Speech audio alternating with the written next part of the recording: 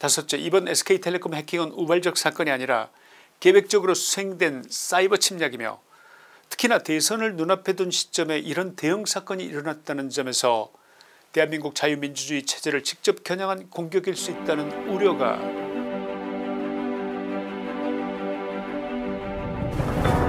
지난 4월 말 드러난 SK텔레콤 유심 해킹 사건은 그 규모와 시기면에서 우리 사회에 큰 충격을 주었습니다. 민간합동 조사 결과 SK텔레콤 가입자 전원의 유심 정보 약 2695만 건이 외부로 유출된 정황이 확인되었는데 이는 사상 최악 규모의 정보 탈취 사건이라고 할 만합니다. 더욱 심각한 것은 첫째, 해킹이 약 3년 전인 2022년 중순부터 3년여에 걸쳐서 장기간 진행되어 왔다는 사실입니다.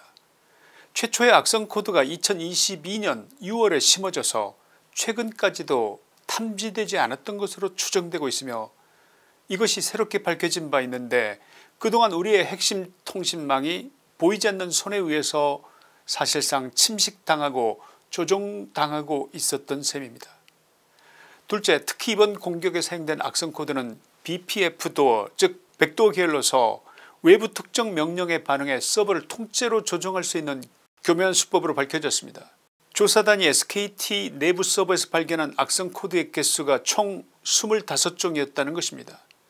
셋째, 특히나 충격적인 것은 이 해킹 집단이 중국 정부의 지원을 받는 조직으로 추정되고 있는 점입니다. 해커들은 이를 통해 오랜 기간 내부의 자료를 빼내고 시스템을 장기간 장악할 수 있었던 것인데 구체적인 예를 든다면 장기간에 걸쳐서 첫째, 특정 요주 인물의 통화 상대가 누군지 그거를 파악할 수 있었다는 것입니다.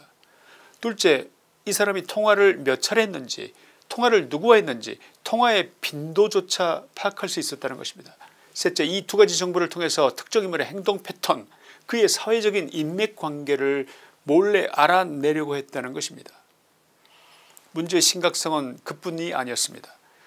이번 사건이 일어난 시기가 묘하다는 점은 특히 우리 국민들이 매우 심각하게 받아들여야 할 부분입니다. 첫째, 불과 한 달여 앞으로 다가온 2025년 6월 3일 대통령 선거를 앞둔 시점에서 이 같은 대형 해킹이 수면 위로 드러났다는 점은 많은 사람들 많은 우리 국민들을 섬뜩하게 합니다. 둘째, 해커들은 지난 3년간 수집한 방대한 통신 정보를 선거 직전에 악용할 수 있는 상태를 만들어놨고 실제로 2600만 명에 달하는 국민의 통신 식별 정보가 유출된 점입니다. 셋째, 무엇보다 현재까지 유출된 정보가 다크웹 등지에서 거래되거나 범죄에 이용된 흔적은 발견되지 않고 있다는 점에 주목해야 합니다. 금전적인 이득을 노린 해커가 아니었다는 것을 의미합니다. 만약에 돈을 노린 해커였다면 그에게 금액을 받고 거래할 법한 이번 데이터를 굳이 3년씩이나 숨겨둔 채 잠복해 있었을 리가 없습니다. 이는 사실상 SK텔레콤의 해킹 공격의 성격이 단순 범죄가 아닌 국가 차원의 사이버 첩보 공작 활동임을 강하게 시사한다고 할 것입니다. 정말 최근에 들은 사건 중에서 이처럼 섬뜩한 사건은 기억나지 않습니다. 넷째, 조사 결과 SK텔레콤 서버에서 발견된 악성 코드의 행태와 정교함이 중국계 해킹 조직의 수법과 일치했고 중국 정부의 지원을 받는 것으로 알려진 해커 조직 레드맨션이 배우일 가능성에 무게가 실리고 있는 점은 여러 시기적 문제와 이번 선거에 우려하는 바와 정확하게 들어맞는다고 할 것입니다. 다섯째, 이번 SK텔레콤 해킹은 우발적 사건이 아니라 계획적으로 수행된 사이버 침략이며 특히나 대선을 눈앞에 둔 시점에 이런 대형 사건이 일어났다는 점에서 대한민국 자유민주주의 체제를 직접 겨냥한 공격일 수 있다는 우려가 큰 상황입니다.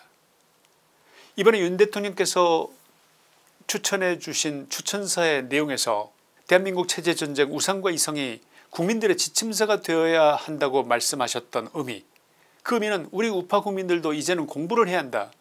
그래야만 저들을 이길 수 있다는 취지의 말씀이신데 그런 차원에서 오늘 SK텔레콤의 내용은 우상과 이성의 147페이지의 내용에 해당합니다. 이미 책을 구입하신 분들은 이 책을 펼쳐주시기 바랍니다. 앞으로 저희 방송마다 적용이 될 만한 파트를 만나면 우상과 이성의 페이지를 함께 불러드리고 함께 공부하는 차원에서 책의 이론과 실제 현재의 내용을 같이 다루도록 하겠습니다. 체제전쟁의 시대 대한민국은 살아남을 수 있을까라는 책의 제4장 파트 5에서 중국의 침투에 관한 페이지인 147페이지의 내용입니다. 함께 읽어보도록 하겠습니다. 대한민국은 지금 이 조용한 침략에 가장 취약하게 노출된 국가 중 하나다. 중간중간 읽어보겠습니다. 중국은 이미 대한민국의 경제를 흔들고 정치에 개입하며 언론을 길들이는 전략을 오랫동안 지속해왔다. 이 침투는 단발적 사건이 아닌 장기적이며 체계적인 전략이다. 그것은 대규모 확성기처럼 외치는 것이 아니라 마치 스며들 듯 퍼지는 보이지 않는 손의 방식으로 진행된다. 조용하지만 집요하고 겉으로는 우호적이지만 본질은 공격적이며 명백히 체제의 뿌리를 흔드는 새로운 유형의 전쟁이다. 중간 부분을 또 읽겠습니다. 중국이 대한민국에 끼치는 진짜 위협은 단지 경제적 차원에 머물지 않는다. 그것은 훨씬 더 깊고 교묘한 방식으로 정치와 언론, 교육과 문화, 시민사회 전반을 겨냥하고 있으며 그 중심에는 체제 흔들기라는 명백한 전략적 의도가 숨어있다. 가장 대표적인 사례는 중국의 대표적인 통신기업 화웨이와 대한민국 중앙선거관리위원회 간의 기술협력 의혹이다. 화웨이는 오랫동안 중국 공산당과의 밀접한 연계가 지적되어 온 기업으로 트럼프 1기 행정부 시절부터 중국 안보를 위협하는 존재로 규정되며 자국 시장에서 사실상 퇴출당했다. 미국 정부는 화웨이 장비에 외부에서 접근 가능한 백도어가 존재한다는 점을 들어 이 기업이 미국의 정보기술 인프라를 통해 민감한 정보를 수집 감시할 수 있는 잠재적 수단이 된다고 공식 발표한 바 있다. 화웨이가 대한민국 선거 시스템 일부와 연계될 수 있다는 정황이 제기된 것은 단순한 우려의 차원을 넘어 국가적 경각심을 불러일으키기에 충분했다. 중국은 사이버 공간에서도 대한민국의 정치 여론에 깊숙이 개입하고 있다. 온라인 공간에서 활동 중인 오마오당, 즉 중국 정부의 지시를 받아 활동하는 사이버 여론조작 부대는 단순한 루머가 아니다. 더욱 충격적인 사실은 중국 국적 유학생들이 대한민국의 정치 현장에 직접 참여한 정황이다. 중국의 침투는 정치만이 아니다. 그들은 대한민국의 문화, 예술, 언론, 엔터테인먼트 산업 분야에까지 영향력을 행사하고 있다. 한국 콘텐츠는 중국의 입맛에 맞지 않으면 방영조차 허용되지 않았으며 이는 단지 수출시장 제한에 그치지 않고 한국 제작자들이 처음부터 중국 검열을 의식한 콘텐츠 기획을 하게 만드는 자율적 복종을 유도하는 구조로 이어졌다. 그렇다면 우리는 묻게 된다. 도대체 왜 대한민국은 이처럼 조직적이고 전방위적인 중국의 침투 앞에서 침묵했는가. 대한민국이 침묵한 이유는 명확하다. 첫째, 사드 보복 당시 한한령으로 대표되는 중국의 경제적 제재는 관광업, 유통산업, 문화 콘텐츠 전반에 심각한 타격을 가했다.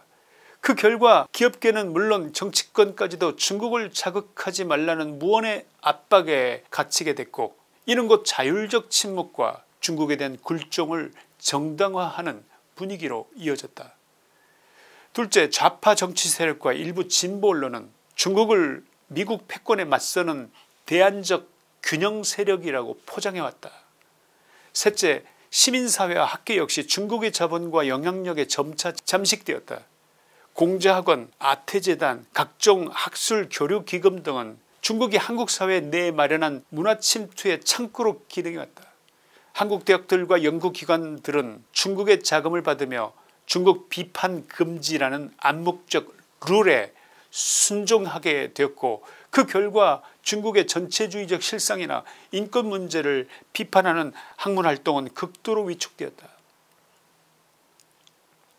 그래야 대한민국은 어느 순간 경제의 유혹과 정치의 타협, 문화의 자기검열과 학문의 침묵 속에서 중국의 침투를 조용히 허용해온 사회가 되었다. 우리는 말하지 않았다. 말할 수 없도록 길들여졌다. 그리고 그 침묵은 우리 스스로의 체제에 대한 무장을 해제하는 결과로 이어졌다. 그러나 윤석열 대통령이 출범 이후 가장 먼저 추진한 것이 바로 한미동맹의 정상화였다는 점은 결코 단순한 외교 복원의 행보가 아니다. 그것은 대한민국이 다시금 자유진영의 핵심 궤도로 돌아가겠다는 강력한 체제 선언이자 중국의 이념적 침투에 대한 경고였다. 자유는 말할 때만 존재하고 경계할 때만 유지되며 맞설 때만 지켜진다. 이제 우리는 말해야 한다. 조용한 침투는 더 이상 조용히 받아들여질 수 없다. 굴종은 언제나 조용히 시작되지만 그 결과는 거세고 돌이킬 수 없는 파국이 된다. 우리는 침묵을 깨야 한다. 그리고 그 침묵을 깰 자격이 있는 유일한 주체는 바로 우리 대한민국 국민이다. 이 싸움은 조용히 시작되었지만 그 끝은 결코 조용하지 않을 것이다. 지금 우리가 말하지 않으면 내일은 말할 자유마저 사라진다. 여러분, 오늘 방송의 길이가 너무 길어질 것 같아서 1편과 2편 이렇게 두 개의 영상으로 나누기로 했습니다. 다음 두 번째 편이 사실은 하이라이트일 것 같습니다. 민주당은 왜 SKT 사태에 침묵하는지, 이번 해킹과 부정선거와 어떤 관계가 있을 수 있는지, 민주당이 알고 있는 것이 있다면 그들이 알고 있는 것이 그것이 무엇인지에 관한 내용으로 방송을 진행하고자 합니다. 여러분, 2편에서 만나도록 하겠습니다. 김치환의 시사이다였습니다. 감사합니다.